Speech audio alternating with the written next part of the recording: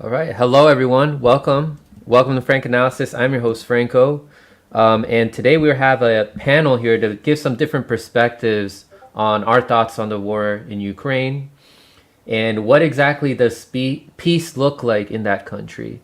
We're also going to talk a bit about the protests that's happening around the country, but mainly the one that's happening in DC, Washington D.C., District of Columbia, to give our thoughts on if we think that more should be done. If do we think that this is a genuine effort?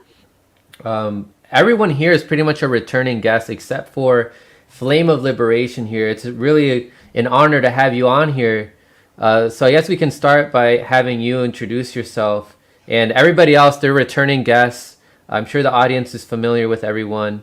If not, I highly recommend checking out previous videos, but you can go ahead and kickstart us with an introduction and just your thoughts of on the Rage Against the War Machine event that's happening in DC. Well, thank you. It's great to be on with you. And I've been seeing your content for a couple of years now, and I just really like your channel a lot. Wow, thank You're you. coming at it from a very, very good independent perspective. So it's great to be on with you. Thank you. Um, Yeah. yeah. So as far as this demonstration, Rage Against the War Machine, scheduled for Sunday, it's generated a lot of controversy, a lot of debate. Um, I think the first thing in talking about this is that, look, absolutely, we need a revitalization of the anti-war movement. But the question of where the controversy and the debate comes in is, where do you draw the line on standards for who you work with, who Mm. you lift up as the face of the anti-war movement? That's where the controversy comes in. And it's a tricky situation because, of course, absolutely, we do need a revitalization of the anti-war movement, and we don't want to be too exclusive. But I think when you're dealing with issues of sexual abuse, sexual misconduct, and things like that, I think it's when you have figures who have committed those things and you're trying to lift them up as the face of the anti-war movement. I think it's gone beyond the issue of some ideological dispute. I think it's a lot more serious than that. So yeah, I think there's some serious issues with it. I like what you had to say about it, Franco. How I don't think we should discourage people from going. If people want to go, they should go. But remember that it's not the only anti-war protest. In fact, in March is Yeah. going to be a huge anti-war protest organized by a lot of different anti-war groups. So keep Right. that in Yeah. mind, that this isn't the only one, and there's going to be a big one in March for the 20th anniversary of the U.S. invasion of Iraq. Excellent. Yeah. Anyone want to pick up from there? Do you guys agree? Yeah, I'd say that it's kind of like a long lineage of things I've experienced in the activist sphere for the last like 6+ years. Going back from like the Bernie Sanders movement, where like, you supporting his narrative, and then, you see it shift and you see him waver, or you see him, you know, act with complete corruption and stuff. And, people keep supporting Bernie Sanders. The AOC movement and all that, the squad comes around. Same thing. Um, just time after time, people that ignore people like Franco and others that expose these situations to the public, and how people on the lower level are like susceptible to the same corruption that higher level people are. Uh, and they end up bubbling up and being like, voices of the masses, or maybe not the masses, but whatever, the indie media sphere and people on Twitter, and they get like everything wrong constantly. They're always late on every issue. Great Reset, COVID, you name it, the situation's the same people. And then later they glom onto the issue and then smear people like us that are pointing out in a genuine fashion that there's terrible things going on in the activist sphere, like grifting and, profiteering off of activism, which I think is is disgusting as profiteering off of philosophy or things that are near and dear to my heart. Yeah, I can kind of build off what Prop's saying too. Um, I I haven't really said much, like in public at least on the timeline regarding the whole event, just because there are a lot of genuine and good people involved, and kind of the further we get into this thing, the more I see that like a lot of genuine and good people are going. So I don't want to come across as discouraging that when none of us are at whatsoever. But and I also have absolutely negative desire whatsoever as well to get gaslit into being the death of the anti-war movement because I point out obvious issues. um but yeah, nah, I pretty much agree with Flame of Liberation and Prop on this. We're not necessarily discouraging people to go, but there are tangible issues to be raised with this rally, as there are with nearly every movement that gains some sort of tangible traction. I mean, most of the people gaslighting people over asking questions about this event have zero problem with questioning something like Black Lives Matter organizers, for instance, or calling every protest they don't like a color revolution and dismissing it immediately. So I think there's just a lot of it is inherently very hypocritical. But at the same time, everybody does their thing. Point to the protests in March, also point to the other local efforts that are happening on February 19th as well to take a stand for the anti-war cause, anti-imperialist cause. And yeah, and one other concern that I wanted to bring up is the rumblings going about from the Libertarian Party, where one of the organizers of the event is saying that this is going to be a one-off event. So I don't necessarily see how they plan to make a sustainable movement or build an actual long-standing coalition out of this one event when there's rumors going around saying that it's going to be a one-off thing. It kind of comes across as more of a concert. So yeah, that's the one thing I'll bring up again. But again, everybody do their thing. So Yeah. Who wants to pick it up from there? I could chime in real quick. So thanks again, Franco, for having me on, and shout out to everybody who's watching and listening. I've been enjoying hearing from all you guys. Again, for those who are unaware, my name is Ramiro. I run a anti-imperialist communist YouTube channel. It's my own personal one, not some NGO operation, not a Patreon hustle, just my own thing. And basically, my thoughts on the upcoming rally, I think it's called Rage Against the War Machine, is that I share a lot of the same concerns as Flame of Liberation mentioned as well. I think that first and foremost, 100%, I support the anti-imperialist movement. I support opposing wars. I support opposing funding for right-wing governments and U.S. puppet states around the world. And I oppose all of the regime change operations taking place right now against Russia, against Iran, as unpopular as it may be to speak out in defense of those nations against U.S. imperialism. And I support an uprising of anti-imperialist peoples of all ideologies in the U.S. I'm someone who advocates for uniting with all different sectors and ideologies. Even though I'm a communist and an anti-imperialist, I think it's important for us to speak with peoples of all different political ideologies if we agree on the anti-imperialist or anti-war, at least anti-war platform for now. But I definitely share and echo what Flame of Liberation was saying, that unfortunately there are a lot of individuals involved in this event and institutions that are very questionable, people doing it for money, people doing it for attention.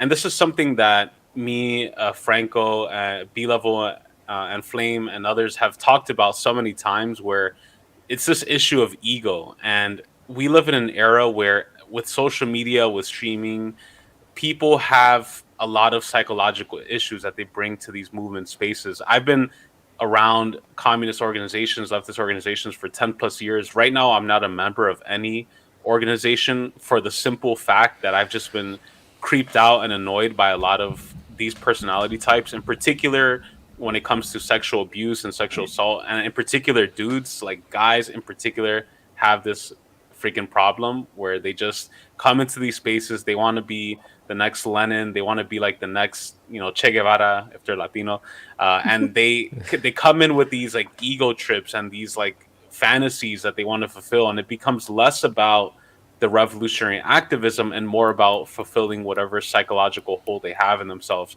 And so for me, I have more respect for a liberal, even though I'm not liberal or conservative.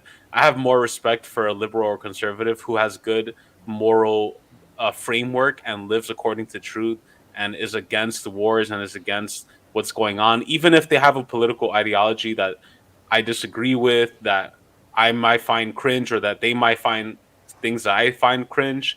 I think it's more important. I'm kind of beyond the whole era of labeling people by political ideology. I feel like honestly these days, like even though I'm a communist, I have it in common with people who are not even political, but who speak out against imperialism, are like, hey, why is so much money going to Ukraine right now and stuff like that. So long story short, just to wrap up my thoughts on this is that yes, I support protesting war and empire and protesting war and imperialism.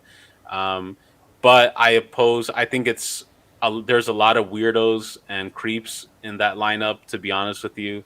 And I just feel like I think it's important to encourage people to attend other rallies or even plan a better one, plan a bigger one, and don't come at it with hate, right? Because then when you come at it with hate, you're feeding into that narrative where they're like, oh, look at you, you're just you're just an angry, angsty teen. Like, no, all right, fine, you want to go do your little ego trip concert, as the sister was saying earlier, which I thought was hilarious. Like, yeah, go for that, like do that. We can organize something better, so that's what it is. And I hope, ultimately I just hope that we don't get into World War III within the next year or years to come. Facts. We got two more here to share their thoughts, but very well said. Ramiro and everyone else too who went. Who we got? It's gonna be B level or Commander Bushy Beard. I guess I'll go. I kind of share in the sentiments of what most people are talking about right now. I think a lot of this particular event is focused on definitely ego and even like to a point of self-worship, and I very much fear the people that are involved in some cases, because a lot of them just seem to be stuck in team sports, and team sports is kind of what we all used to make fun of in the American electoral sphere, and it seems like it's just been replicated now. And I don't have any problem talking to libertarians. I talk to libertarians all the time. I'm in the trades. I talk to conservatives all the time, right? And I have very productive conversations with them about how we shouldn't be paying taxes to go fucking fund a war in fucking Ukraine, for fuck's sake. It's insane. And I encourage everyone to go on tax strike until they can learn how to spend money fucking right, or until they collapse. But I mean, I don't think there's any particular framework that needs to make you star enough to be anti-war, but I'd like to see some consistency on the anti-war messaging, because there's some people that say the unconstitutional wars. So if Congress was to somehow sign a declaration of war to go and take somebody's shit through force and violence, then it would be okay because it would be constitutional at that point. Or there's some people that truly do believe in wars for peace for some reason, and I'm not really into that fucking shit either. So I think a lot of it is there's a whole lot of mixed messaging, and it looks more like an industry pool to me. Yeah. So it looks like all of us agree that the U.S. shouldn't be funding Ukraine at all. It should stay away from this. B level, you want to tell us what your thoughts are on the event, and also where you stand on the war too? What are your thoughts on that? I know you agree that Ukraine should not be funded by the U.S. I mean, you can give us your thoughts on Russia. I believe you said that you have support, but you have critical support. Yeah, first of all, I want to say thank you, Franco, for inviting all of us here today. You can probably hear it a bit in my voice. This is a heavy topic, and I've been talking about the war the last pretty much since the latest phase of it about a year ago now. I've talked about it pretty consistently, and it's something that I do with a heavy heart. And I want to say too, in solidarity with all the people in Eurasia, specifically in the Ukraine and Russia regions. It's a very painful experience to have a civilization and land that's cut up by empire like this. A lot of people who follow my stuff know I'm of a South Asian background on my paternal side, and our home was cut up by the British in late 1940s. I see a lot of parallels there with the subcontinent, with how Ukraine was kind of siphoned away to be essentially a proxy state for NATO. So we can get into all of that a little bit later, but um, before doing that, I just want to get my take on Rage Against the War Machine. I think all of you had some very insightful points there, and I'm honored to be in the presence of all of you. You're great thinkers, and this is like a lot of heavy topics we're going to be talking about tonight. But I think everyone comes with a lot of maturity. We come from different political tendencies. You got me and Ramiro and Flame, who are like kind of like the communist and communist background. Then we got comrades who are more of the anarchist or left libertarian background. And I actually made a video about a month ago because World War III was really concerning me. And I said, we need to make some kind of 11th hour coalition and get together with anybody who's anti-war. So I said, hey, there's some splits on the right. You have the neocons and the evangelical Zionists, and then you have the paleocons and right libertarians who are more opposed to war. I think we need to come together with anybody who is anti-war right now and do what we can in the countries we live in. I think we're all in the United States or Canada, and put pressure on our governments to stop funding the Kiev regime and stop pouring fuel on the fire in Ukraine. That's the best thing that we all can do. But then, of course, I feel some level of accountability because now you're having this whole thing of socialists or left-leaning people and right libertarians getting together with this very controversial Rage Against the War Machine rally that we've all kind of spoken to. And for that rally, I think it's such a mixed bag because everything I just spoke about, the need for anti-war people to come together, I still stand by. But what my comrades Ramiro and Flame were saying, these characters who've been involved in very shady things, sex abuse, stuff with kids, conning kids for money, like certain characters involved, it's such reprehensible stuff that having these people at the face of an anti-war rally really discredits the anti-war and anti-imperialist people, and it's just ammo for mainstream media to say everybody who is against the war is just like a bad person. So I feel like a lot of the faces behind this rally are doing more harm than good, with them being put at the forefronts. As it comes to the Libertarian Party and some of their analysis on the economics, I'm personally not surprised that their analysis of stuff within the imperial core is not very on point, considering they just don't really understand imperialism globally overall. So I'm not surprised they have bad takes and whatnot. But I think my real point of disagreement on this rally is the faces up there. So yeah, Franco, thank you for platforming us all tonight. And one thing I really appreciate you too is, you got some of the communists on here. This isn't going to be some convo couch like softball interview. You're going to ask us hard questions, and I appreciate that, and I appreciate your honesty in your content. So yeah, I can get into more about maybe me, Flame, and Ramiro can all talk about the critical support that communists in the West do have against NATO, any state, any entity basically battling NATO. And yeah, I think that can be a larger discussion we can all contribute. So thanks, Ryan. Yeah, so I was gonna move on here from this point to have like a just a back and forth. Whoever feels like saying something, to say something. Like, what do you think that peace in Ukraine looks like? Yeah. Go ahead and give some of your thoughts on that. What do you guys think?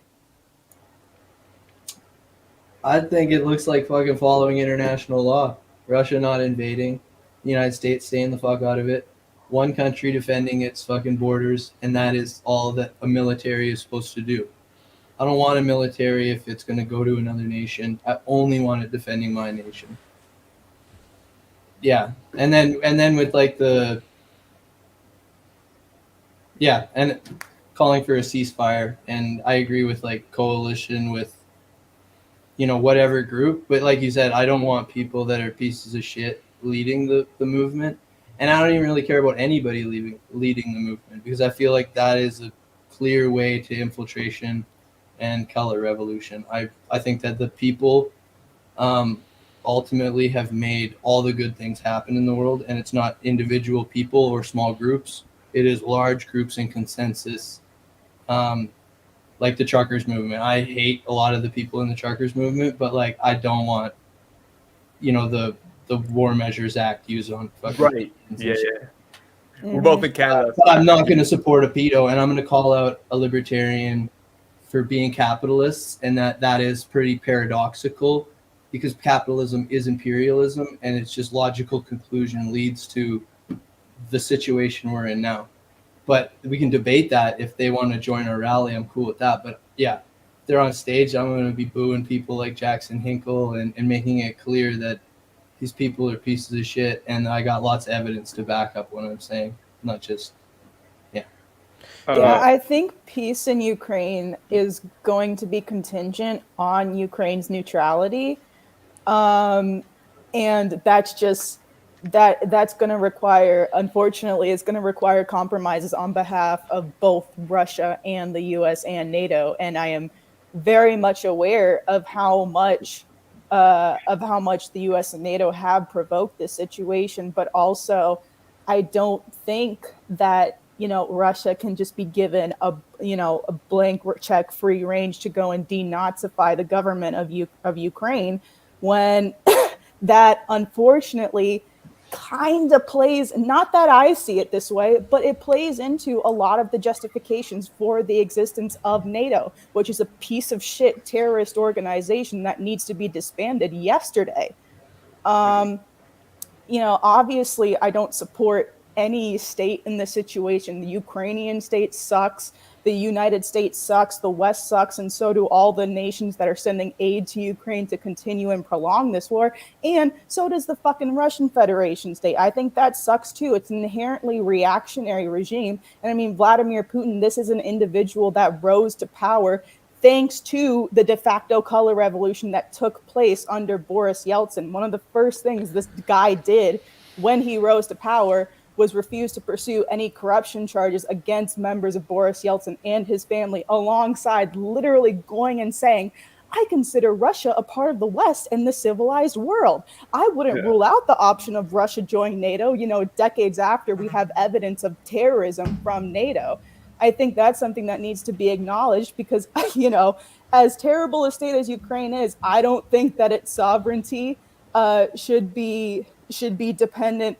Maybe I worded that horribly. I don't think that whatever happens to it should be dictated by either reactionary power or by either organization such as NATO. And I understand that can be viewed as widely idealistic, but the grim nature here is that I think neither of the great powers involved in this conflict, those powers being the US, NATO, and Russia, I don't think any of them, and the Ukrainian state too, I don't think any of them have the interest of the Ukrainian people or the people of the Donbass at heart. I think if Putin really knew what the fuck he was talking about, he would have said, no, I know you motherfuckers are going to go behind my back and violate Minsk and Minsk II several times over. So I don't think that that any ruler in this situation has the true interest of the people at heart. I think every ruler in this situation is just acting on behalf of their capital interests. So I think that Ukraine just needs to be actually independent from Russia, but also from NATO as well, given the fact that it's very clear that Zelensky's just a puppet. I mean, the guy's a literal actor. So, yeah. I definitely agree with the point that Rory said, that at their minimum right now, Ukraine needs to be a neutral territory for any of this to settle down. I think Flame of Liberation should actually expound upon the Russian history because he's well versed in that. But maybe later I'd like to maybe discuss more multipolarity and just just maybe how nation states is kind of an outdated model of the world. But yeah, Nick, feel free to get to my 90s, 2000s history. Yeah, Sure. thank- Yeah. Well, I think for coming at it from the perspective of anti-imperialism, and with this demonstration, Rage Against the War Machine, there's been some debate over what makes someone anti-war, what makes someone anti-imperialist, and I think the two are basically the same. But I think the key thing from being anti-war and anti-imperialist within the United States is that our primary focus should always be the government of the United States and what the U.S. is doing. The primary focus should be to oppose the U.S. government, since we live in the U.S. and we have a capacity to influence politics in the U.S. if we organize and such. So the primary focus, I think, should be to remove U.S. NATO intervention in Ukraine. I would say, if I had the ability, I would have NATO completely disbanded. It's an aggressive organization, not a defensive organization. It was founded during the Cold War, allegedly to prevent so-called Soviet aggression. But the fact is, it was founded before the Soviets founded the Warsaw Pact. The Warsaw Pact was founded in response to that. So who's the person who's initiating the hostilities? And then furthermore, after the Soviet Union was dismantled, Warsaw Pact dismantled, NATO didn't disband. In fact, it expanded. And I'm sure everyone on this panel already agrees on these things, and we're all on the same page on this stuff. And furthermore, it's actually engaged in more and more warfare after the disbanding of the Soviet Union and the Warsaw Pact. Libya, Afghanistan, and then the NATO countries, U.S., Britain, France, these other countries engage in multiple wars as well, the Iraq War and others. But I think the primary Yemen. focus... Sorry. Yemen. No, you're absolutely right. Yemen. I think the focus needs to be opposing U.S. imperialism, even though I would agree to a large extent with a lot of criticisms of Vladimir Putin. I mean, look, he's not a socialist. He's not a communist. He wanted desperately to be friends with the West. To call him an anti-imperialist, I think he's forced to oppose Western imperialism. It's not that he wanted to oppose NATO or oppose the West. It was that the West, he wanted to be friends with the West. In fact, he was desperate to be friends with the West. But the West was anti-him. It wasn't enough. To have a friendly government in Russia is not enough for the West. They want to completely balkanize and destroy Russia, break it up into tiny states. So I think that context needs to be understood. And as far as this debate about, was Russia justified or not justified in intervening in Ukraine and the Donbass, I think we need to look at the historical context of all this. And again, there's been some debate about, are you anti-war if you support Russian intervention in Ukraine? Is that hypocritical? Well, I think you can be anti-war and support defensive military operations, people defending themselves. I think if you look at the historical record, the United States is the aggressor here. This goes back a long way, It's on so many levels. The expansion of NATO, the abrogation of treaty agreements that the U.S. made with the Soviet Union, and Russia being the successor state to the main successor state to the Soviet Union. During the Bush administration in 2001, the U.S. pulled out of the anti-ballistic missile treaty. The Trump administration pulled out of the Intermediate Range Nuclear Forces Treaty. So, and then there's the NATO expansion. So from Russia's perspective, at what point do they draw the line and Can I push back a little bit physical on that? action to push back? And they've let me just finish this. I'm almost done. Yeah. Russia has tried to negotiate very consistently. There's Minsk 1, Minsk 2. Before the Russian military intervention, they were practically begging the West to come to some negotiated settlement with Ukraine. Ukraine was bombing the Donbass. So I think there are legitimate criticisms of Putin. But if you look at the historical record, Russia is not the aggressor here. NATO is. I would say that it takes two to tango, and if you follow Putin closely, like his rhetoric is there, and he says all this stuff, but like he's developing hypersonic missiles, he's expanding their nuclear program. He's, you know, to me, he's doing imperialism. The USSR, I feel, did the same. When you have nuclear weapons, I feel that it is like objectively holding the world hostage, saying if you do anything to oppose me, I'll launch these nukes at you. And it's a direct model started by the United States. And like you guys said, Vladimir Putin was like, you know, wanted to be a part of the West. He was handpicked by, you know, the Clinton administration,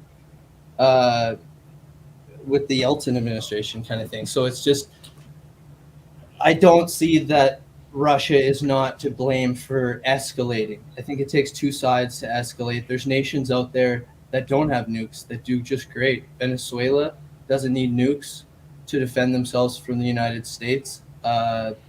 Cuba doesn't need nukes to defend themselves.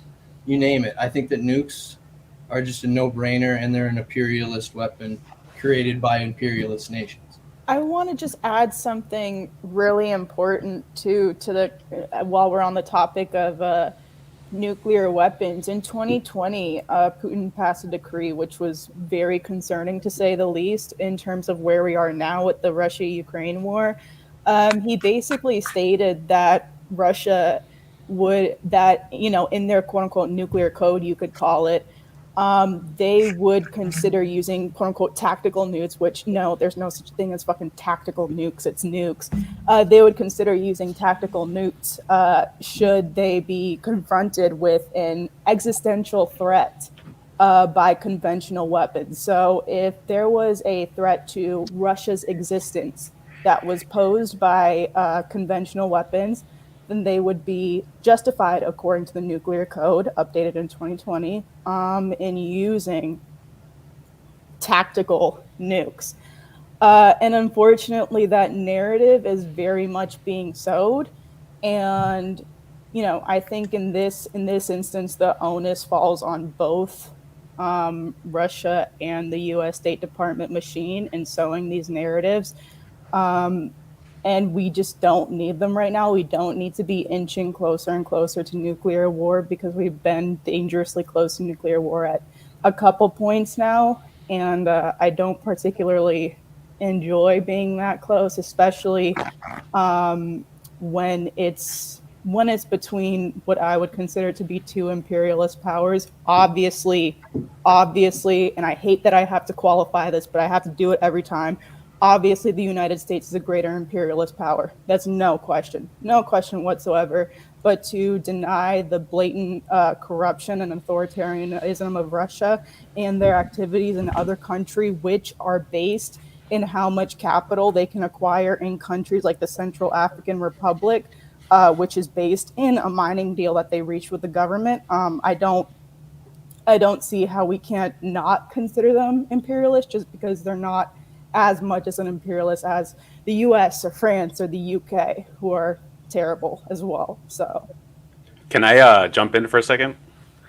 So I think part of the disagreements I've had a lot with people on the left about Russia in particular, I think is epistemological, philosophical, in terms of the disagreement between communism, scientific socialism, and anarchism or utopian socialism. And I think a lot of this has to do with the understanding of imperialism. I think a lot of times the postmodern synthetic left, the 60s anti-war hippie left, has hijacked a lot of the terms like anti-imperialism, has stolen these words and have used it for empire. We've seen in the 60s, 70s, and 80s how the US brands imperialism in a color revolution style. And part of this means hijacking and whitewashing the wordage. Like, for example, if you read Lenin's Imperialism, the Highest Stage of Capitalism, where he explains in detail what imperialism is and how it's a monopoly stage of capitalism, how it's not just having one or two military bases abroad or one or two foreign companies abroad. It's like when people say China is imperialist. Imperialism is a banking system, is a parasitic capitalist system. It wasn't Russia that invaded and bombed Iraq in 2003 and imposed its currency on that country. It wasn't What about Russia that Afghanistan? financed color revolutions. Also, if you look at the foreign policy positions of socialist countries in Latin America, I know countries like Venezuela and Cuba were mentioned, they have very friendly relations with Russia. Actually, Russia just recently unveiled the statue of Fidel Castro. Nicaragua, the Sandinista government, has amazing relations. And it was actually because of Russia in 2017 that Venezuela was able to overcome a lot of the financial attacks that was going on it. So I feel like within recent years, there has been an attempt to cleave the anti-imperialist movement, to have the good guys, right? Cuba, Venezuela, these are the people. And I can say, as somebody who has been very active with these communities, if you talk to Cuban communists, I was just meeting with Cuban and Venezuelan communists in Tijuana for the Workers' Summit of the Americas, and a lot of them had very amazing things to say about Russia. In fact, they were actually speaking positively about defending the Russian peoples and defending the anti-fascist war in Donbass and Donetsk. So I feel like a lot of the narrative around Russia, Ukraine is very West centric. If you go to the global South and if you talk to communist and socialist movements there, many people have actually very favorable opinions. When I was in Haiti in 2019 during the two protests against Jovenel Moise, a lot of people were speaking out in favor of Russia and saying how amazing it was that they were able to defeat the terrorists in Syria. That's another thing as well. I remember in Flame of Liberation can attest to this as well. Me and him were one of the only people who actually, I proudly say I defend Assad. Like President Assad is the legitimate president of Syria. Very not popular to do on the left, right? And what happened is that around that time period in 2014, it was unpopular to say that. And it was because of Russia's critical help, Iran, the Axis of Resistance, and other countries, that they were able to mobilize and defeat Daesh and the Wahhabi terrorists in Syria. And so I think a lot of it is like, I feel like within the left, a lot of times there's like equating of two unequal sides, right? The U.S. and Russian imperialism. Yes, some people make the distinction that one is bigger than the other, but I feel like it's a false dichotomy, because if you look at, Russia has what, like 15 or 20 military bases around the world. The U.S. has who knows how many thousands. The Russian economy is very limited to Eurasia, and it's based on win-win cooperation. It's not based on usury and debt the way the U.S. economy is. And I think ultimately it has to do with understanding that, like I mentioned before in the beginning, even though I'm a communist and I have certain views, I have certain social views. For example, I disagree with Putin and the the Russian conservatives 100%. But I also exist in 2023. I understand that I can create my ideal vision of what a good country or president looks like. We have to work with what actually exists, and what actually exists right now is Russia with all its faults, which backs anti-imperialist countries around the world that are sanctioned. Zimbabwe, DPRK, Venezuela, Cuba, Nicaragua, they all have very friendly relations with Russia. And I think that's the perspective we have to understand from the global South. I'm offering a more global South perspective on Russia because it's very different from the sort of like liberal, like first world US perspective, which is both sides are bad, fuck everybody, which ends up by default supporting empire because you're just, saying nobody's good here in this situation. So, that's sort of my perspective on it. I'm gonna push back just real quick here, and I apologize if I'm dominating this conversation a bit, or if I'm talking too much or whatever. But because I'm someone who also kind of argues from a global South perspective as well, but I'm not necessarily coming from as much of an ideological perspective, because I have no doubt that if you talk to a lot of communists or socialists in countries like Cuba, Nicaragua, and Venezuela, you're going to find people that are very much supportive of Russia and very much, into giving critical support for Russia and their conflict with Ukraine. But that being said, there's also a whole nother side to that. You mentioned Haiti. While I don't doubt for one bit that there are Haitians sticking up for Russia, Russia also votes at the UN to maintain UN occupation of Haiti via their BNU office. And then in the same way, like the same way that Haitian activists would give critical support of a leader like Lula da Silva in Brazil, Lula is also someone who helped lead the UN peacekeeping invasion of Haiti in the early 2000s. So even though critical support is given, it's not necessarily reflected in the actions of Russia. And, you know, Haiti is just one example. I can kind of go to another country in the Caribbean, which I am going to bring up because it is half my heritage, Jamaica, where alongside the environmental degradation that is being done at the hands of US mining companies for bauxite, there's also UC Rusal, which owns a subsidiary, Windalco, which is guilty of poisoning the Rio Cobre of the Clarendon Parish multiple times in the past many years.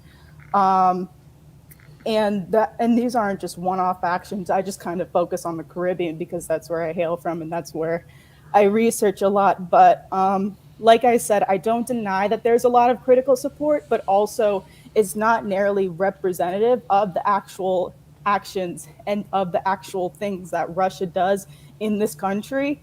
For instance, in another instance, real quick, like Central African Republic, there are a lot of people there that are supportive of Russia. And you can find a lot of people there even giving praises to the Wagner Group. But that doesn't, you know, cancel the fact that the Wagner Group is a literal model of Blackwater to the point where Eric Prince himself wanted to do business with them, and the fact that they've committed multiple human rights abuses within the country. So while I don't deny that there's solidarity to be had between these countries in the global south and Russia, it's not, like I said earlier, it's not reflected in the actual actions of Russia all the time. So I just wanted to bring that up. Well, I think that there's a lot of talk about the ideology of the teams, right?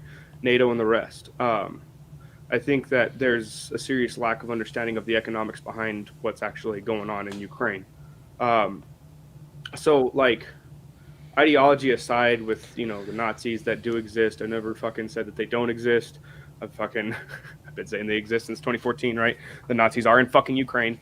But let's like that I shouldn't have to qualify that. That is a fact, right? But there's a whole lot, like, we're talking as if this is team this guy against team this guy, when these are capitalists. These are capitalists that are moving on behalf of their capital interests. So the U.S. wants the war to keep going for twofold, right? One being that it's a fucking money laundering operation for them. They can drain all of the money from the public into Ukraine, and just it goes into a conglomerated slush fund afterwards and can be shipped all over the planet for weapons in Africa or the Caribbean or fucking South America, Central America, wherever the fuck they really feel like, because it's a black budget at that point. Two, there is an engineered market that's coming in Europe for hydrogen gas, right? They're moving past natural gas. And so the U.S. has been engineering this hydrogen market to be beneficial to the U.S. as its entity, along with Canada and Mexico, right? That's a lot of what the USMCA had to do with, was about basically shipping rights, maritime laws, and how that fucking natural gas and tar sands and all this other shit can be shipped to places in the Caribbean and Central America, refined there, and then shipped off to Europe. And the U.S. wins that way because they get to pull it out of the ground. They're never actually refining it, so they don't get the carbon taxes. Carbon taxes go to the people that are refining it in the Caribbean and the third world, right? And then it gets sent to Europe, and they get pure profit off of that and get to tax the shit out of and keep the Caribbean under the boot. Now, if Russia is able to secure the Donetsk coal basin, then they get to do the same exact thing that the U.S. is doing right now with the Appalachian Ethane Initiative, in which you pump ethane, which is a natural gas liquid, into coal, which creates a steam known as hydrogen gas, and then it can be sold as clean energy, right? So Russia is trying to make this move so that they can secure more of their fucking energy market, right? Because they're capitalists, they're oligarchs, they're billionaires, right? They're not fucking Superman. This isn't Marvel. This isn't a comic book, man. These are all capitalists, right? So I'm looking at the capital interests involved, and I'm sure that there's probably some things that are beneficial to some people in the Central African Republic, but there's a whole lot of fucking gold being funneled out of there through fucking the Wagner Group and into Russia, because now it looks like there's a currency play on the East coming to take the world reserve currency, which is actually just in line with the past 500 years, where there's a central currency that the world uses, and then about 100 to 80 to 120 years later, it collapses and a new one comes up in its place. And that's what it looks like it's coming out of the East. I'm looking at long game economic terms. I'm not really, like, we're always told that there's the bad guy over there that needs to be stopped, right? Like, I don't think that this time it's any different. Like, I don't buy it, because they're driven by money. These people are driven by money, and the war machine is a fucking machine. It has an industry. Russia is one of the greatest fucking weapons suppliers on the planet, and they don't do that for free. There's always a quid pro quo, right? Like in another nation from the East, in Angola, they forgave all the debts, but they said that we own the ports. We own the ports, we own the railway, so anything that enters or leaves Angola is now actually through us. So, like, yeah, they might have a better deal on the surface, but they're playing long game to drain the current currency that controls the world, and then they're going to come up in its place. That's my, like, I'm looking at economics solely, man. I don't really know nothing about this team sport shit. Yeah, and I just wanted to say, like, pretty much most of the stuff Ramiro said, I totally agree with. Like, the United States is an aggressor. They make the situation worse. Sometimes they initiate the problem. And yes, these nations have connections and support Russia, or Russia has trade relations or whatever with these nations. I still don't think that's right for a country to have nukes. Like, it's a non sequitur to bring up Venezuela and Russia having trade relations when one country doesn't have nukes and the other doesn't. I don't think that Russia is going to nuke America if the United States invades Venezuela. We've seen the United States invade many Russian allied countries, and they don't fucking nuke their ass. So these nukes are literally like a gun being pointed to civilians' heads. I don't even think governments. Civilians saying, don't fucking uprise, don't fucking create a new system, don't think differently, don't fight against the war machine, or else all hell could break loose and we could all die or whatever. And it's just looming threats over our heads in the news constantly. Fucking this balloon shit, like, it's just escalates to insanity and retardedness, and the likelihood of an accident happening is way more likely than these loser ass leaders like Putin, Biden, you name it. They're not going to launch their nukes because they're pussy bitches. They love fucking their life. They love their yachts. They love their fucking imperialist life. The accidents will happen. That's how we die. That's how omnicide occurs, because there's literally doomsday machines in the Russian side and the American side that they're pointing fucking nukes at major cities, taking out fucking civilians. Like, it's fucking genocidal maniacy, and it is imperialism. Like, that is, like, I don't care what Lenin said about imperialism. The word imperialism predates Lenin. Like, imperialism is imperial states having power, imperial power, kings and queens. That lineage gets passed down through Russia. Russia still uses the same iconography that the goddamn Tsar used, that Catherine the Great used. They're like, I heard Scott Ritter talking about, like, Russia needs to go back to the days of Catherine the Great. Like, these, like, I get disgusted when people speak of war and, like, issues like this. I don't want anything to do with it. I want to fight for the third way, or whatever other way, which is not fighting in a war unless somebody's in my nation and, you know, killing my family or coming to invade me. Like, I don't think that there's a justified war ever. And I think it's paradoxical the way that the international laws are set up, that no nation can attack another nation. You can only defend your nation. So it's a paradox to attack another nation and to justify it. It is unjust. Any war. So if I can step in, but how does my microphone sound? I heard It sounds a was- lot better. Yeah. Okay, It that's sounds good. I just better. wanted to make sure. I don't want all my points to go out the window. So thanks, Bushi, for letting me know about that in private chat. So propaganda, I'm going to respond to some of the things that you said. Also building off what Ramiro said earlier is, I guess, some of the analysis comparing more the communist, anti-imperialist analysis versus the more anarcho-liberal view on imperialism. So I will fully admit, when communists talk about imperialism, we're referring to financial imperialism or modern imperialism. That would be what we're referring to, specifically what Lenin wrote about in his big piece. Obviously, there was empires that predated, this modern phenomena that we see. So I understand that point. But I guess what I would say in relation to nuclear weapons, possession of nuclear weapons is a lot like firearms. I think a lot of us at our core would agree, like, the world would be better without firearms. It kind of sucks that those exist. But on a state level, owning nukes is like owning a firearm as a homeowner, essentially, or a farm owner. So we're talking about Russia and the US. And obviously during the Cold War, the USSR and the USA were the two primal world powers. And were equal in that regard, although the US ramped up their nukes way more. Anyway, but let's look at two anti-imperialist states and the outcomes that happened to them. Libya, right? Gaddafi gave up the nukes. And look what happened. They invaded Libya. The DPRK, they kept their nukes. No one's invaded the DPRK. So this is insurance for a lot of I think that's a non anti-imperialist sequitur states. because there's nations that the United States hasn't taken over and they don't have nukes. So that argument's kind of null and void. Like, why haven't they just marched into Venezuela and taken Venezuela? Or So, like, Ramiro, do you want to why answer didn't they that? just take over Afghanistan or all of these nations?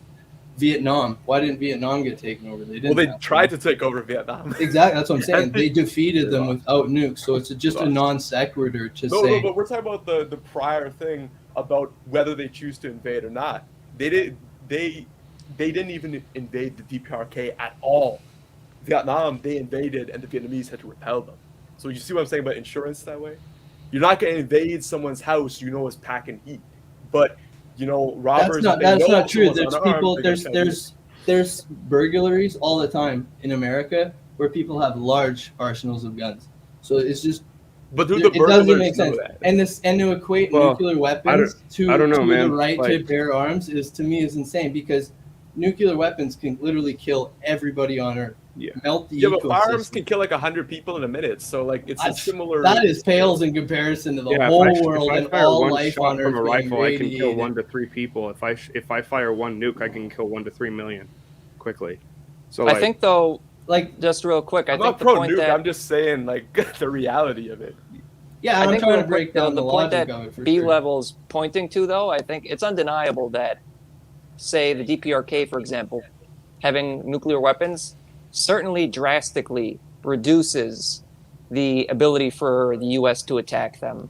Now, there's examples of countries that you could point to that the U.S. has attacked and failed in, who didn't have nukes, but I think it's undeniable that if an anti-imperialist country does have nukes, it certainly makes it harder for the imperialists to attack. Can I just say the United States invaded Pakistan? They got nuclear weapons. They went all into Pakistan to kill ISIS. Fucking illegally just occupied their nation. Motherfuckers had nukes. well, I think it's all Pakistan's politics. kind of a I think it's all U.S. ally, politics and which has power. gone. Yeah. And like I said, it's more likely that accidents are going to happen and the world's going to die because the doomsday machines will be launched. Like it's almost happened in the past. There's many instances that it's happened in the USSR. A commanding officer was told to launch nukes, and he wouldn't because he didn't believe the data, and he ended up getting put in jail. And he was right. It was fucking birds getting tracked on the radar, and we all almost died. That's happened several times, and I just Yeah. think it's fucking silly to. Well, the Soviet want Union nukes. was in a very difficult situation there where the Yeah. U.S. got nukes and used them basically immediately against Japan as a signal that the U.S. is willing to use it when there isn't someone else who has a counter to it. So was the Soviet Union to not get nukes? Is that the solution? I don't think that would Well, be many rational. nations didn't, though. So you So don't think why that the did the U.S. Soviet would have Union used need nukes to? against I the U.S. think if they didn't have the I ability think to what's kind of respond? getting lost I'd say in it that started is the that Cold War and made the they've world. it's a ubiquitous argument, right? We have to protect our, regardless of who started with the nukes. Now everyone says, well, we have to have nukes because they have nukes, whether they're Western, whether they're fucking Eastern, whether they're Southern, whether they're whatever the fuck. It doesn't matter. Sure, Like- but was the solution for the Soviet Union to not try and get nukes? Do you think that would have went well? I don't think it would have went well, and I don't think it would have went well the way it's went either. I think there should be more pressure on trying to disarm our own nations rather than cheering on the arming of others. Oh, you don't have to Do cheer. You don't have to the cheer it United on, States but would I think invade- I think we it's all clear agree that- with that, right? But do you That- think the United States would invade Russia if they didn't have nukes? There's no way they would fucking win that war. Russia fucking cleaned house in World War II. You think bitch ass America's gonna come into Russia and take over Russia? To me, that is retarded. They Well, don't. during already the- attempted to It's that fucking. during the Russian Korean Civil War, during the Korean War, the journals of I think it was Truman talked about nuking the Soviet Union and China, and that was when the Soviet Union had nukes. They decided not to because they realized it would be a complete disaster and it wouldn't go their way. But I think it's very clear that if the Soviets didn't get nukes, seeing how the U.S. had just used it against Japan, a country that didn't have the ability to hit back with nukes, I think it's quite clear that the U.S. would have been willing to use nukes against the Soviet Union, or at least the likelihood would have gone up drastically. And I think, look, I think in the ideal situation, obviously no nukes for any country, but when you have a Exactly. hostile force attacking you, it's not so easy to say I'll take the moral high ground and not have a defense mechanism, a mechanism to defend yourself, because we see what imperialism does. We see what it just did just before the Soviets got nukes. So I think even though nukes are a bad thing, they were necessary for them to defend themselves. Why do they keep getting developed though and more advanced when they don't need to? The nuclear submarines that they have are more than efficient to take out the United States or any enemy nation, Yeah. but they continually push the bar, make Well, there was an small arms nuclear race. weapons. They Yeah, make, that's the problem, is that it just becomes an arm race, right? Like, I think the energy But the US needs to was be focused initiating on. I think that all sides initiate arms races, right? That's like saying she was asking for it. Like, I don't Wait, what? I don't know if I agree with that analogy, but To me, it's the same kind of it's like just a paradoxical statement to freaking say that you know for a fact something will happen. If it's like, yeah, you could not predict that would happen. well, And I can point to other nations right now that didn't have nukes and they're fine. Is And Vietnam? it's such a occupied by payout, Well, both? though, Vietnam like- was I'm allied sorry, with the Soviet hold Union up. at the time, which had Vietnam nukes. Yeah. paid an incredible price. Vietnam paid an incredible price. What about for over, Eritrea, a decade nation of that's not fighting. allied Right, with these 6 million. nations? Yeah. Why isn't it taken over by the United States? Sorry, which country? He Eritrea. said Eritrea. Well, the U.S. isn't necessarily omnipotent and have the ability to attack every single country around the world Right. all at once. But they Um, are attacking Eritrea. yeah, they're they trying just to can't invade gain the Eritrea, upper but they hand, can't. right? Like, So I'm saying the nukes. Yeah. You don't need nukes. There's many examples of it. You saying that they necess- I do agree. need nukes? I well, don't it, see it creates You don't necessarily nukes- need them, but nukes they create certainly a balance help. of power, which I guess a balance of power is great if that's what you're looking for as an end goal. But I don't think a balance of power is leading us anywhere but further down the Cold War and the inevitable doomsday clock, right? Like, I think the energy should be put against fucking nuclear weapons, because eventually someone's gonna fucking launch them, because if they have them, they're gonna fucking use them, right? And there's a whole industry carried behind retrofitting them, right? Because thousands were made fucking 50 years ago. Now they've created ICBMs and bunker busters and all these other things. The U.S. is doing it all the time. Russia's doing it all the time, because it's a cash crop, right? Like, it always pays out, and you can always get money from the taxpayers for it. Well, who's and- initiating it? I Well- pointed out these two treaties that the U.S. pulled out of the Bush administration, the Trump administration. It's the U.S. pulling out of these treaties. Is Russia supposed to just watch this and not respond in any way? You know, the Bush administration started putting missiles in Europe their to give deterrent still stands with or give without the them U.S. the like first not in the strike NERN capacity. like, even if nobody's in these non-proliferation treaties that don't really mean anything. Like, even if somebody pulls out of them, every nation that was still in it has enough nukes to defend their nation, and they're usually sitting in a submarine off the coast of that other nation, right? I mean, Like, wouldn't you agree though that it's the U.S. that's pulling out of these treaties, which I mean, oh yeah, wouldn't but you it's say that fortuitous these are- when they do for everyone involved, because the money printer goes burr everywhere. you don't right, think like- it's seen as a provocation by Russia By Russia, pulling out of these treaties What that do you were mean agreed upon by both the U.S.? countries? But yeah, of course it's a fucking provocation. Of course it's a provocation. I'm not gonna say I'm not like it. I think the nukes conversation is a little bit too focused on creating a balance of power rather than crushing the power that exists. Is kind of what I'm getting at there. Ooh, Is that's a that major like, of a yeah, line. we can say that the other nations need nukes to defend themselves until we're blue in the face, but we really need to be focusing the energy at disarming the fucking nuclear capacity of this nation, and hopefully other people follow along. But if everyone else has them and then we follow through, then like why would this nation disarm if other nations are armed, right? Like, and we're talking about selling this to the public, right? Like, I don't think that people are just gonna I think the argument that you're using is ubiquitous. I think it can be used on the other side if you flip the script as well. So I think it's a dangerous argument to use. It paints everyone into a corner of how they have to have nuclear weapons, and even the manufacturing of them is causing a massive So I want to get Ramiro and B Level's thoughts on this. Go ahead. Yeah, I'd like to comment on that. I first of all, I think every nation has the right to defend itself and to arm itself, and I think a lot of the debates and discussions we're having now goes into what Frederick Engels was writing about when talking about Marx and Engels in the Communist Manifesto and also in Socialism, Utopian Scientific, and talking about how we're going to implement this new world. Because I think all of us here can agree that what we want is a stateless, classless society. We don't fetishize. I personally don't fetishize authoritarianism. I don't think that having militaries or weapons is good. I wish we could all just be chilling, enjoying the fruits of earth, dancing, having a good time, living according to nature, and living organically and living in peace and harmony.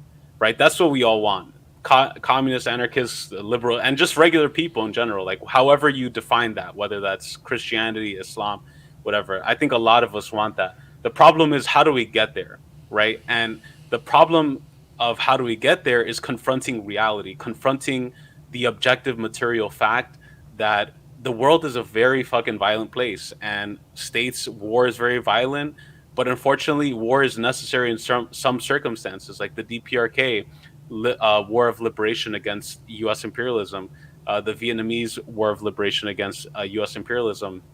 Even the debates, one thing that I find interesting as well in having this conversation, the debate between Fidel Castro and Ernesto Che Guevara in Cuba, when in regards to the Cuban nuclear crisis. I have to do more research on that, me personally, to really get into that. But I think it's very fascinating. And I think in many ways, we all want the same thing. It's not that we fetishize like authoritarianism, but it's a necessity, right? In dialectics, in the Marxist philosophy, we talk about chance and necessity, right? It wasn't by chance that Putin and Russia launched a special operation. It was by necessity, because in Donbass, in Donetsk, and Luhansk, ethnic Russians have been slaughtered by the Ukrainian fascists for countless years.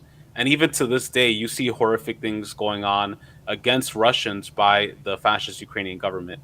And it is by necessity that wars happen, and defensive wars happen as well, and understanding the nature of war.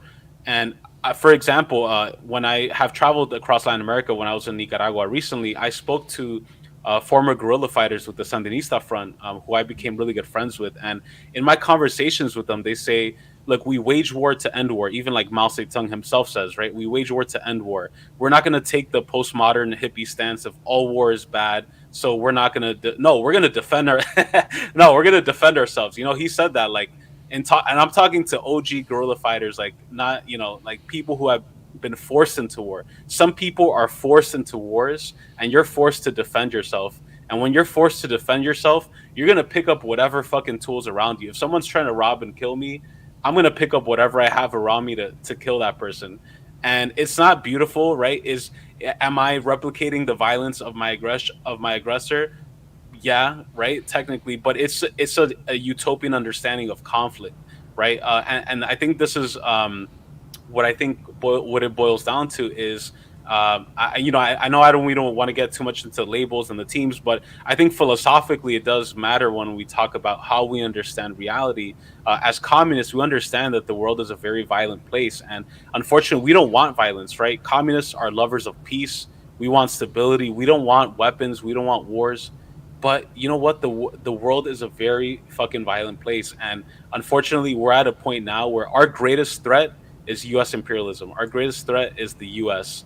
And so to equate Russia and China and Iran and all these countries that are defending themselves against empire, that are literally being created a stranglehold around their nations, to put them on the same platform or base as the biggest aggressor in the world. The U.S. has invaded and bombed so many countries, almost every country in the world, right? So there's no way we can in any way equate them. So I feel like our duty and our role, as whatever you want to call yourself, as a lover of peace in the U.S., is to first and foremost point out the horrors of this system. Let the Russian people have their criticisms of Russia, right? That's up to them.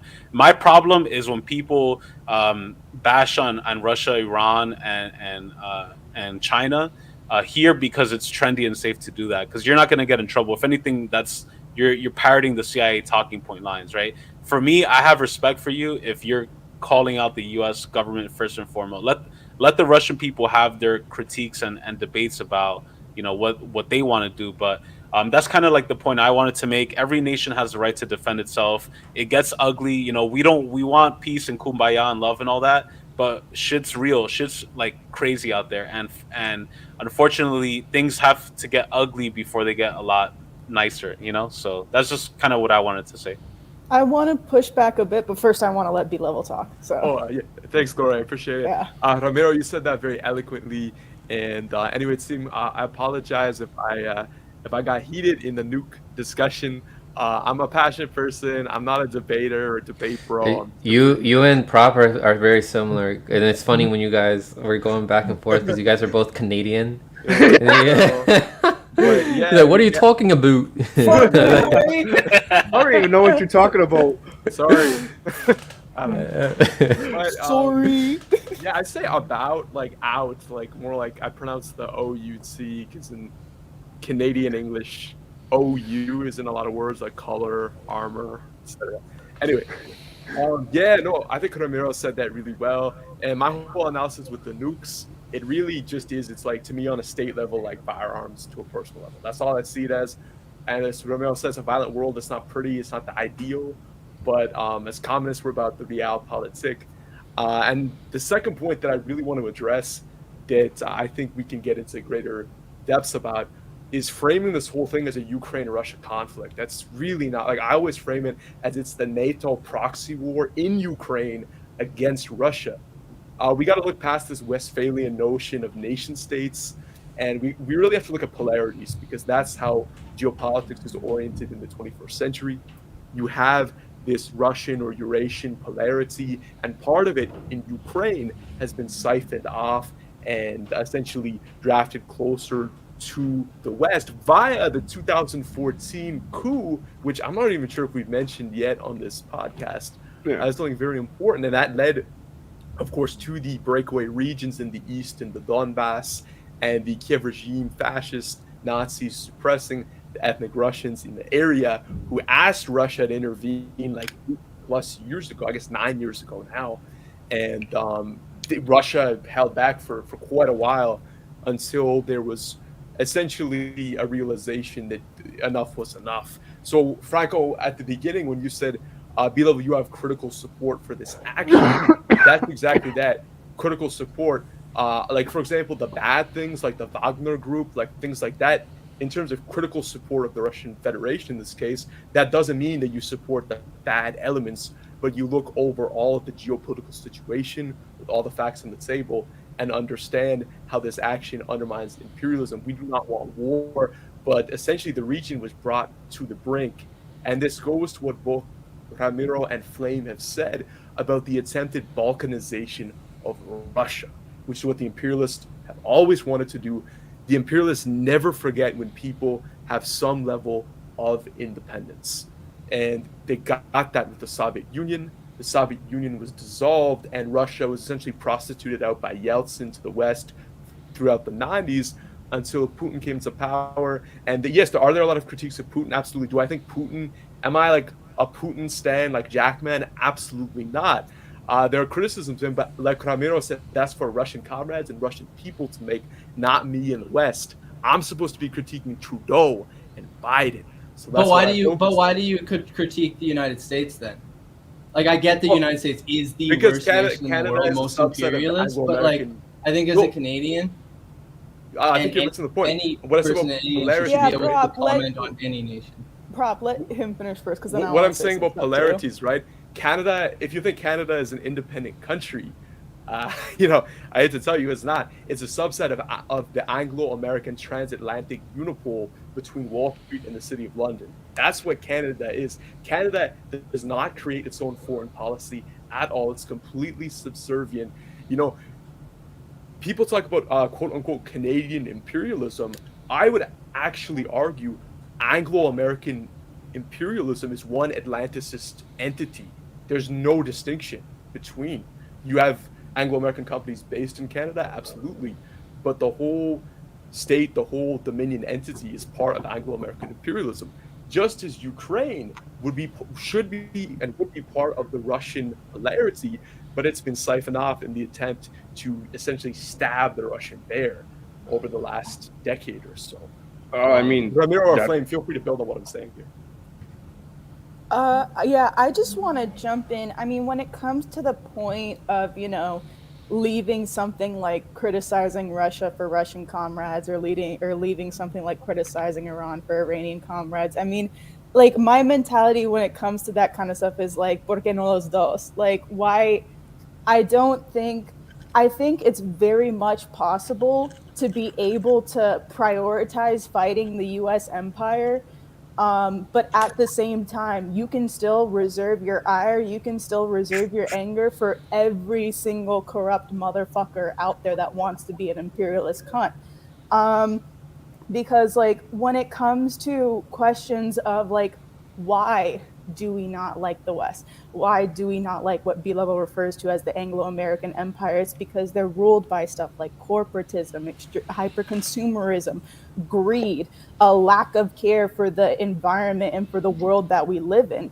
So those traits that, form the foundations of our principles and, that pit us against the West, when those exist outside of the United States, I think it's still okay to call that out. I mean, like I said, you can fight the United States empire. You can fight. You can make that your very clear priority. But also, I don't think we should, sit back and say, oh, no, I'm not going to criticize obviously, this is not what you're saying, Ramiro, but it's a generalization. But, like, I'm not going to, I'm not necessarily going to sit back and say, oh, no, every every single protest that happens in Iran is a color revolution, I mean, because I reserve something for the government of Iran, and it's these two middle fingers right here. And then it goes the same with every single person within these states, within these corporations that display these type of traits that make it that way. We have to fight against the West. I mean, if we focus our fight completely against the U.S., I think there's still a shit ton of Western countries that haven't gotten enough smoke. Like, UK gets some here and there, but, like, we got to go in on Belgium some more. We got to go in on France some more, because France is all over Africa. And I got some smoke for Norway and the Netherlands too. And listen, I'm still looking at Hungary and how they keep, like, blocking every initiative in the EU to recognize Israel's settlements as illegal. I mean, there are so many leaders and oligarchs and politicians and corporate fucks out there that display the fact that they're ruled by greed, that they only care about stuff like corporate profits. And I don't think we should shy away from criticizing that just because it's not in the United States or it's not within the Anglo-American sphere, you know? And that's not to say that, like, that's not to equate everyone. That's not to put everyone on the same platform of, you know, evilness or anything like that. It's just to say that we can fight one thing, but we can also speak out on the other thing because it's not right. Because say we do defeat the US empire, then what rises in its place? If what rises in its place is just the same thing as the US empire, but, you know, slightly dialed back, then it's still a pretty shit situation and it's just lesser of two evils all over again. So, yeah, that's what I gotta say about that. No. What I would say to that essentially is, I trust like-minded individuals across the world within their own respective polarities and states have the competency to challenge the corruption, have the competency to deal with the negative aspects in their society. So I feel like they got that locked. They don't need me, but they need me challenging the system in the Anglosphere, which is where I live. So that's what I focus on. You know, I feel like it would be very hubristic of me to kind of like point to all these other countries and tell them what to fix when they live there. They know the ins and outs way better than I do. I'm sorry, I gotta say names. There's this guy named Paul Moran. I don't know if I'm saying Moran or Moran, but he's a infamous quote-unquote Marxist YouTuber.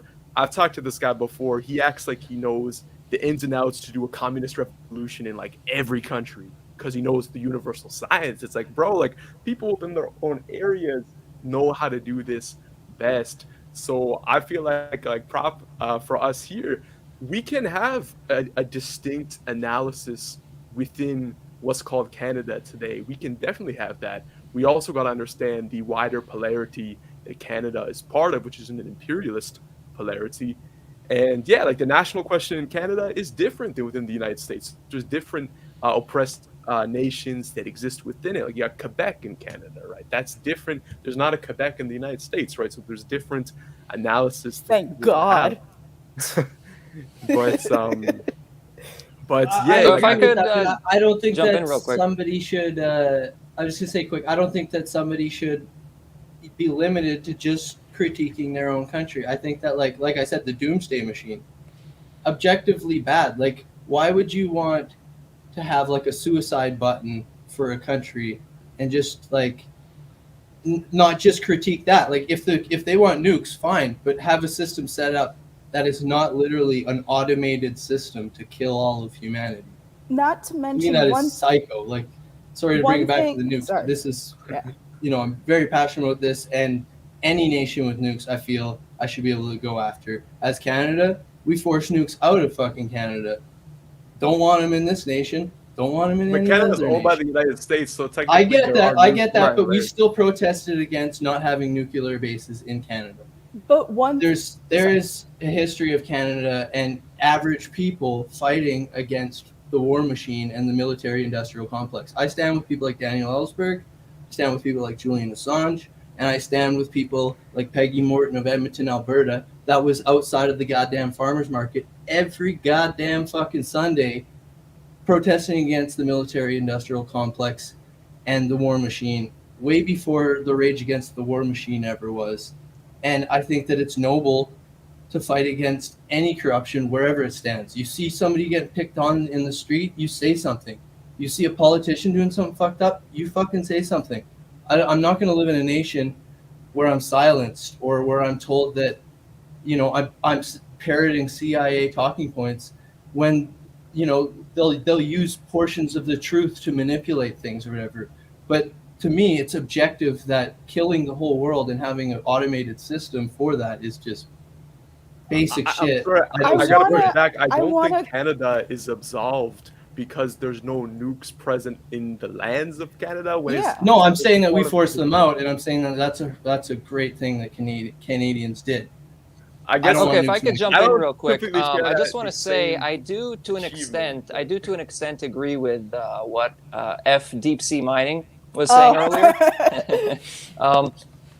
I think, yeah, you know, there are certain things that we can be critical of Vladimir Putin of. I mean, look, he's not a socialist. In fact, a lot of what he says is quite anti-Soviet and anti-socialist. especially with the revolving the regarding the situation in Ukraine and the Donbass. He was quite so a lot of things that are not accurate about Soviet history. Let's just put it that way. And I think people probably know my position when it comes to Iran, for example. I'm highly critical of Iran, but I think there are legitimate criticisms and criticisms that are not legitimate. And when I criticize Iran, I criticize the Iranian regime for its collaboration with Zionism, for its collaboration with U.S. imperialism. For example, in Iraq, in the overthrow of Iraq's legitimate socialist patriotic government. For example, its support for the overthrow of Gaddafi.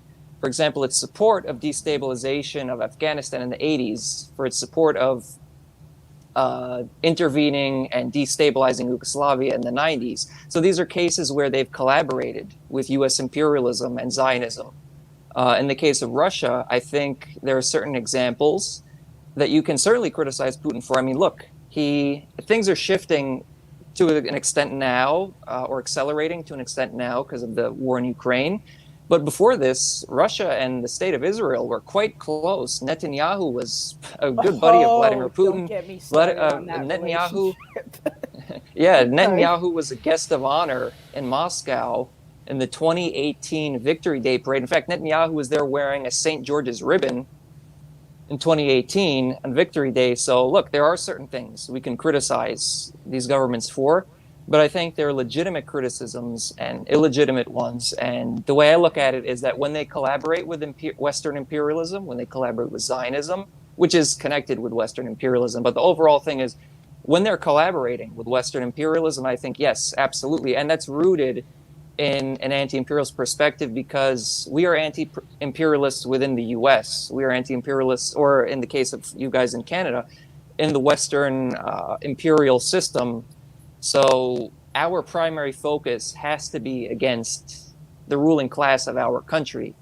As the previous speakers said, if there are issues in Russia, if there are issues in Iran, these are for the Russian people or the Iranian people to decide for themselves. And I agree with some of the sentiment earlier. Not everything is automatically a CIA color revolution, but a lot of things are too. So I think we have to look at these things from an objective perspective. And in a lot of cases, many, many cases where there are legitimate issues within these countries, the imperialists will intervene and take advantage of these legitimate grievances. These countries are not perfect. There are legitimate grievances, and the people of these countries have the right to fight to improve their lives, of course. But we always have to be cautious that the imperialists will use any doorway in to try and make things worse.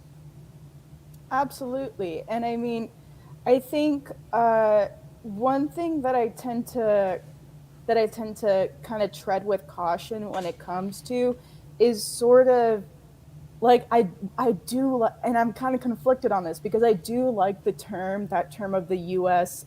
of the Anglo-American Empire on one hand, but on the other end, I'm seeing that as a response to that, a lot of these really stringent and toxic nationalist movements rising in response to, this view of the U.S. being the ultimate boogeyman. And I'm not even referring to anything happening, in the East. I'm referring to a lot of these European national movements, like these people, like people all across, France, or this was a big thing in the Assange movement with Australia, where people would view Australia, everything wrong with Australia, purely through the lens of how much it's a subsidiary of the US and the UK government, when the Australian government did fucked up things in its own right. So I do tend to caution against the use of terminology like that, just because like I said, I reserve smoke for a lot of Western nations, regardless of how coordinated they are in their efforts with the United States or how much they were influenced by the United States. And again, just echoing the sentiments again, that's one of the reasons why, people like me, Prop, and Shadow, we have such ire for these states, because they act the same way that the West does, when Russian mining companies poison a river in Jamaica, they're doing the same shit that US mining companies do. And they do this with the cover of the Jamaican government, which is a neo-colonial fucking mouthpiece. Or when they do stuff like collaborate at the UN with other members of the UN Security Council to maintain the BNU office in Haiti to surveil Haitians and maintain that de facto occupation of Haiti. Or in the instance of, you know, some of their activities in Africa, when they do engage in stuff like illegal logging, illegal mining, when they seek to extract resources at an unsustainable rate, when they do stuff like negotiate contracts with the International Seabed Authority to pursue deep sea mining, when they do stuff like speak at these business forums like the World Economic Forum, where they talk about all the same things like monetizing nature or corporatizing everything or enhancing these public-private partnerships, which is a nice fancy word for fascism. Or, you know, in the case of like what Flame of Liberation was bringing up, when they collaborate with Israel. I mean, there's way too many fucking countries that are just okay to legitimize the state of Israel as long as they say, oh, we're for a two-state solution, we're for Palestine, blah, blah, blah, blah, blah. Then why are you going ahead and making deals with fucking Shitsrael and nutting yourself over Benjamin Netanyahu so you can get some nice surveillance tech, so you can get some nice Israeli spyware? So that's one of the main reasons why we call out these countries. It's because they do the same shit that the West does in many instances, unfortunately.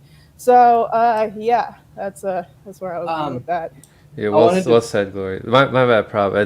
It's just some of us have to get out. But I'll let everyone get their last say in a little bit. I just want to thank all of you for coming on.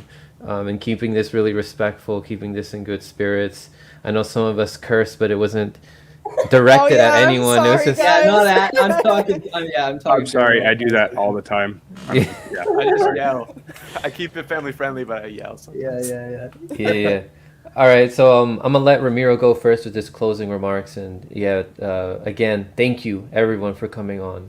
I think you guys all had really important things to say. Sorry, I was muted.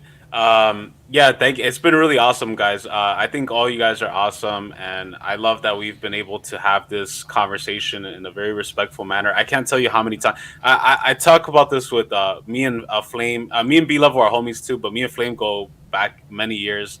And what I like about Flame is that he's very mature politically. Like, he can have conversations with different people, different perspectives. Not everyone in the world agrees on everything, and that's totally fine. Just like all of us here, I'm sure all of us agree on most things, and we probably do. Obviously, you know, there's things we disagree with, but I think having these sorts of conversations are very important. And I just wanted to give a shout out to all you guys. You guys are awesome. And first of all, shout out to Franco. His channel is awesome. One of the very few outlets that you actually have this, because like one of my gripes with a lot of the left channels, it's always kind of like preaching to the choir, and I'll self-criticize myself for that too. Like, I only tend to talk with like people who I kind of fuck with politically, but whatever, I'm working on it. I'm trying to talk to different people because I think it's important. You learn, and you guys gave me a whole list of things that I want to look up myself. I didn't know about the Jamaica stuff. I didn't know about the Central African Republic stuff. I do want to say though, like, I do still hold my position. Like, I defend the Russian special operation in Ukraine. Like, I stand with Donbass, Donetsk, and Lugansk. I've met people from Donetsk and Lugansk who even themselves have their own critiques of Russia, Putin, and the Russian Federation, and are communists, and still fight against the Ukrainian fascist regime. I have my communist views, my Marxist-Leninist views. My understanding of force and the state, and the necessity of supporting actually existing socialism or anti-imperialist countries, whether or not they are socialist. Me and B-Level just had a conversation about that on his channel recently. But just to answer the question, what does peace in Ukraine look like? I think ultimately what peace in Ukraine would look like is it would have to be global, right? Because again, I come at this from a communist perspective. I think the only way to have true peace in any country in the world is to dismantle the Anglo-American Zionists. I 100% include Israel in that, and that is one of my biggest critiques of Russia and Putin is their normalization of Israel. I do not fuck with Israel at all. I don't recognize Israel, and so I think what can bring true peace to Ukraine and the world as a whole is dismantling the biggest enemy, the biggest force of imperialism, which is Anglo-Zionist, U.S. imperialism, European imperialism, and ultimately doing away with the capitalist and imperialist system. And I agree, I don't want authoritarian states. I don't want weapons. I don't want wars. As I mentioned, I forgot to mention it in my comment earlier, but in my conversations with the Sandinista guerrilla fighter, he said, wars. He's like, it's funny because a lot of people in the West, they kind of glorify the image of like the guerrilla fighter and like the revolutionary with the gun and Che Guevara and stuff like that, which is cool. But he's like, honestly, my favorite part of revolution is now like building schools, building hospitals, building a state.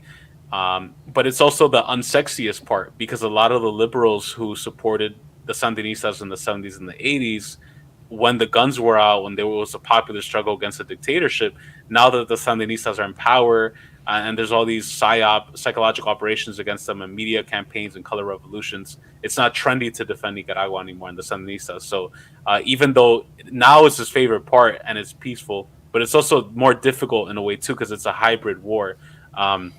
So that's sort of my message is I think peace won't end until U.S. Peace won't come about until capitalism and the U.S. imperialism, Anglo-Zionist imperialism is wiped away. Obviously, I don't want anything else to replace that. Whether it's Russia, China. I personally don't think Russia and China are imperialists, but I wouldn't want to see that happen regardless. And yeah, you guys are awesome. I'd love to have this conversation ongoing. And I also echo the claims of like, yeah, there's a lot of people in that upcoming rally that I personally don't fuck with, that are questionable. And my goal as a communist is to improve myself on the day-to-day basis, be the best husband, son, brother that I can be, provide for my family, and learn. You guys gave me a lot of things to learn, and I humble myself to actually take the time to learn those things. So thank you guys. I have to go pick up my wife. You guys are awesome. I'd love to do this again soon. Take care. Hell yeah. Yeah, and I think Prop, you're about to say something. And Yeah, you can give your closing remarks here too. Yeah, that was super fun. Yeah, I got like heated or whatever. I'm not mad at anybody. I love y'all. Yeah, my points on imperialism are kind of like, connected with individualism and collectivism.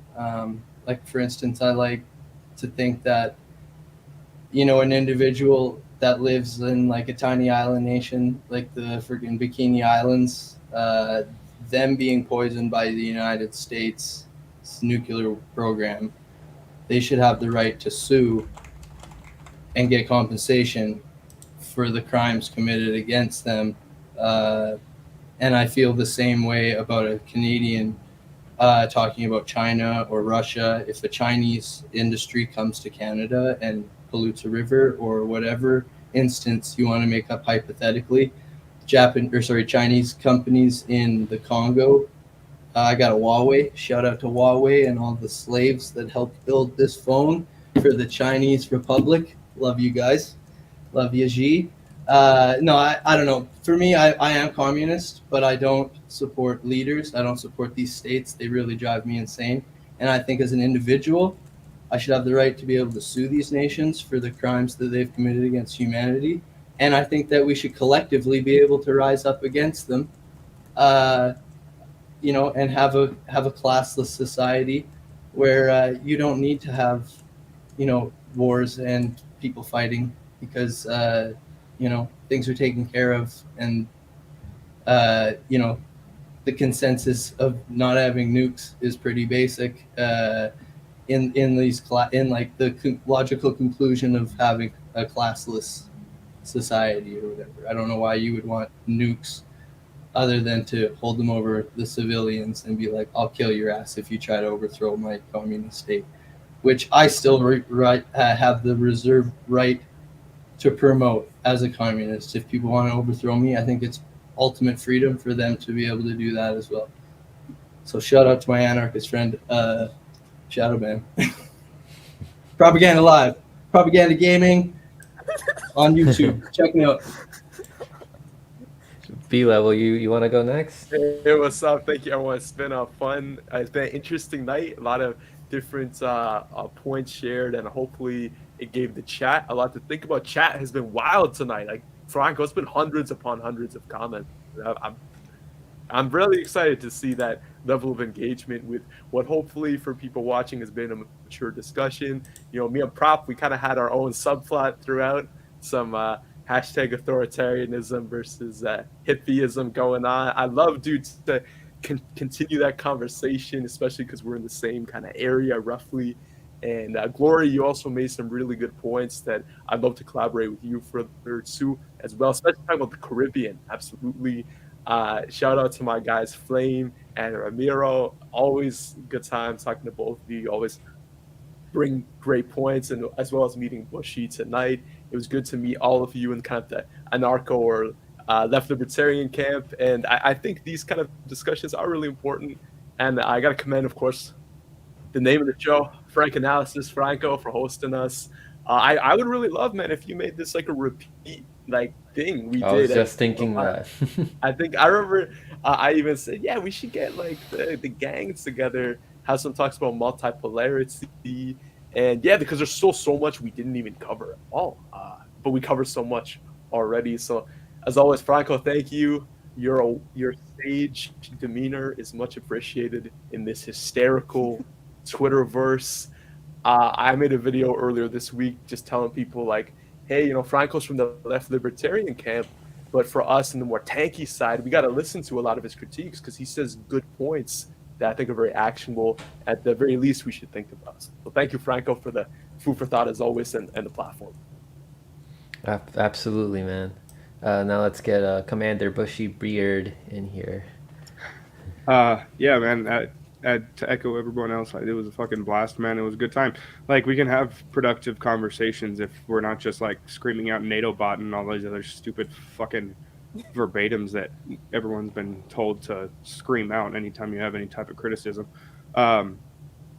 So, like, what does peace in Ukraine look like? Well, first, ceasefire. An unequivocal ceasefire, right? And then probably an understanding of the economic forces driving the war, so that we can actually reach a conclusion. Because I've only heard ideological answers, right? For Ukraine, why it is the way it is, and the only way to move forward, and it's all ideological and it has nothing to do with economics. I don't subscribe to the idea that wars are driven by ideology. They are always driven by finance, money. This predates capitalism. It predates everything. Predates communism. It predates Ukraine as a nation state. It predates Russia as a nation state. And to lend any legitimacy to the empires of old term of spheres of influence is, I think, just a repeat of the past, right? Because when we talk about multipolarity, that's really all that is. It's a rebranding of the old spheres of influence argument of the old empires, right? When West and East Rome had spheres of influence, and then they would eventually beef and rub up against each other, sometimes in Ukraine. And I view history as a cyclical thing, not as a trajectory, right? I don't think we're coming up this slope to the inevitable conclusion. I think we're just stuck in a loop, and I think the only way to move past it is to move past that loop and understand the economics behind it, so that we can actually have a free society. Because nobody's fucking free. We're all slaves to this war machine. Everybody is a slave to their own respective war machine. It just continues. So yeah, I really like the idea of continuing on, because these are reasonable people. We have our ideological differences, but I can actually have a conversation with these people, like, without being called a fucking NATO bot. even though like I've never said anything nice about NATO. So anyway, Yeah, I love that too. And Flame, I want to thank you also not only for being on here, but for speaking out also about the corruption and the abuse that was happening at the Center for Political Yes. Innovation. Thank you. Thank you very much for that, man. And I believe you also want to get the word out or warn people about a reception happening after the rally. Yeah, absolutely. And I want to thank you, Franco, for having this panel. As what the other speakers have said, this is rare. You don't see this on the left. It's very much, there's very much an echo chamber in a lot of cases. People just talk to their own team, as we sort of put it earlier. And so this is very good that we can have this discussion and debate and get to the facts in a respectful and mature manner. But yeah, as far as this event coming up, I mean, look, we need a revitalization of the anti-war movement, but you don't do that by putting highly corrupt, abusive people at the top, uplifting them as the leaders of this, or having grifting particularly neoliberal organizations such as the Libertarian Party at the head of this. I mean, a lot of these people going to this, they criticize like AOC and Bernie supporters and stuff, rightly so, for collaborating with neoliberals. Well, here's a case where there's an established ultra neoliberal party which wants to privatize everything, who is basically the dominant force at this. It's not just like in a coalition the way they say. No, it's a bunch of fringe left groups and some personalities, some very good personalities, frankly. Not everyone, I have to be clear. There are some very good people who are going to this and speaking at this. But the dominant force is certainly the Libertarian Party. They are the biggest force there, and they are the ones who are leading this. And you can work with libertarians, you can work with Republicans and win them over. But you cannot really work with the Republican Party. You cannot work with the Libertarian Party. You cannot work with the Democratic Party, because these are establishments who have an agenda, which is contrary to an anti-war, anti-imperialist agenda. And yeah, you mentioned CPI. I mean, I think it says a lot that these organizations would invite this group to be a sponsor and have the symbol on all the flyers and everything. And yeah, they're trying to have a meeting that an after party, quote unquote, where they're not going to allow streaming, it seems like, which is, we've got to ask yourself, why is that? They want it very controlled for a certain reason. But no, it's quite serious. And if people want to see the history of this group, people can find out, the history of what this the leader of this group has done to multiple people. It's very very troubling. I don't think it'll go far, but people should be very aware of this. But going back to the question at hand, the situation in Ukraine and Russia, I think I stand with my position that you can be anti-war and support self-defense. And I think what Russia is doing in Ukraine is a defensive move. I think it's NATO that initiated the aggression there, and that what Russia's doing is a response. They didn't want to do this. This conflict had been going on for almost 9 years now without them doing this until last year. So I think, in my view, it is defensive. When you look at all the facts of what's been going on, I think it is defensive. And I think it is still an anti-war position to support self-defense. And in fact, I think that's the most realistic anti-war position, frankly, where you are willing to defend yourself. But having said that, I respect the views of the others on here, and I'm glad we're able to have a respectful discussion about all this. And I hope that we can continue this in the future. And again, let's make this less of an echo chamber. Let's have people with differing views able to debate. And again, keep in mind that this Rage Against the War machine, we're not discouraging people from going to this, but keep in mind that this is not the only anti-war demonstration. And this idea that somehow magically this is going to stop the war in and of itself is delusional. And keep in mind that this is the 20th year anniversary of the U.S. invasion of Iraq, and there's going to be a huge anti-war demonstration in D.C. in March for that anniversary. So look out for that. And if people are genuinely anti-war, anti-imperialist, they will show up to that. Not just one where all these very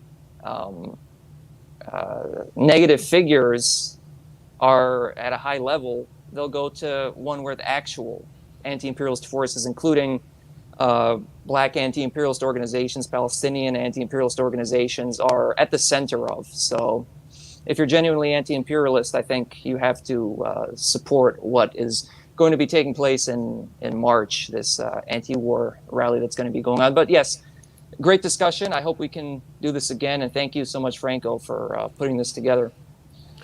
Absolutely. And I would love to have something like this again. I'm glad that we can have this discussion and not just like be restricted in an echo chamber. So again, thank you everyone who came on. Thank you everybody Can I for plug watching. something real quick? Sure, I yeah. don't know. I don't know if you wanted to. Yeah, I apologize because I don't know if I did like a proper closing thing or not. But Oh, my bad. I thought it just, there's just so many people here. I know it's okay. It was bound to be awkward anyways because Yeah, it's me. So, but yeah, first and foremost, I want to give a shout out to the panel king himself, Franco, aka Franco Lasso. Yeah, nah, like all the other speakers said. I mean, I've been looking to this forward to this conversation all week because like I knew it would be, you know, principled people being able to talk and have disagreements without, you know, getting called like a NATO shill or a Russian, a Putin puppet or responsible for the death of the anti-war movement in the United States. So yeah, it was awesome. And I mean, I just wanted to last two things I'll add is, you know, there's definitely a principled and reasonable difference to be had when you have, you know, a situation like you had with the people of the Donbass defending themselves from U.S.-backed Azov militias, Nazi militias, shelling the shit out of them for 8 years, or in a situation like you have in Palestine where you have people defending themselves from genocide, from being in open-air prison in the case of Gaza. I think there's a reasonable difference between people defending their lives, defending their very livelihoods, and I think you can recognize that while also recognizing that, yes, there are imperial powers that are involved in this conflict and entrenching themselves in this conflict for the purpose of their capital interests and for the purpose of their imperial ambitions. And I think that that's independent of the fighting of the actual, you know, people on the ground. Because at the end of the day, no matter what happens, Boeing stock goes up, Boeing stocks go up, Raytheon stocks go up, Lockheed Martin stocks go up, and innocent people are left to bear the consequences of great powers waging war for their capital interests. But that being said, of course, we still stand with all the people of these areas, all these people that are oppressed by war, by imperialism, by just relentless, outright shelling from Nazi militias. So yeah, and then I also want to give a shout out to my friend and peer Josiah, aka Wait a Sec, who's a writer for antiwar.com, and he does frequent deep dives into the war on Yemen. And we're going to be doing we're planning to do a podcast show. It's called Dissentopia, where dissent is the norm. So fuck yeah. But yeah, just wanted to plug that. And it was nice to get on here and wave the black flag, but also have some great back and forth with people who disagree respectfully. And for those of you in the chat, yes, I am a huge weeb. My background is from Attack on Titan, and I recommend you all watch it because it's got great themes that teach us about the nature of war and humanity. So I'll leave it with that nerdy ass point. I'll also add one more recommendation. Yeah, I was gonna say B level. So if anyone is interested in watching an after party stream, B level is hosting I forgot to plug Snow Lose Day. I'm so sorry. I'm so sorry. we're gonna host Slow news after day, slow stream. news day. I'm co-host over there.